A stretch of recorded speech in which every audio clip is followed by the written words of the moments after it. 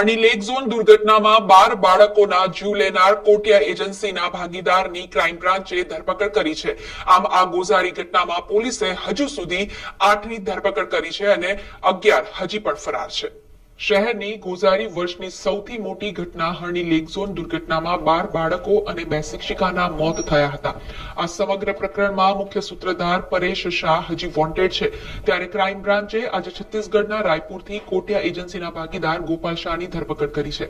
આ ઘટના બાદ ગોપાલ શાહ વડોદરા છોડી છત્તીસગઢમાં આવેલ રાયપુર ભાગી ગયા હતા। આજે આ બાબતે ક્રાઇમ બ્રાન્ચને માહિતી મળતા છુપાવેશે વોચ ગોઠવીને ગોપાલ શાહને પકડી પાડ્યો હતો। આ ઘટનામાં પોલીસે મુખ્ય એજન્સી સંચાલક પરેશ શાહ સહિત 19 સામે ગુનો દાખલ કર્યો હતો અને પ્રથમ 6ની ધરપકડ કર્યા પછી ગઈકાલે કોટિયા પ્રોજેક્ટના સંચાલક વિનીત કોટિયાની ધરપકડ કરી હતી અને હવે ગોપાલ શાહની ધરપકડ કરતા ધરપકડનો આંક 8 પર પહોંચ્યો છે, જ્યારે પરેશ શાહ, તેનો પુત્ર વત્સલ શાહ સહિત 11 હજી પોલીસને હાથતાળી આપીને ભાગી રહ્યા છે।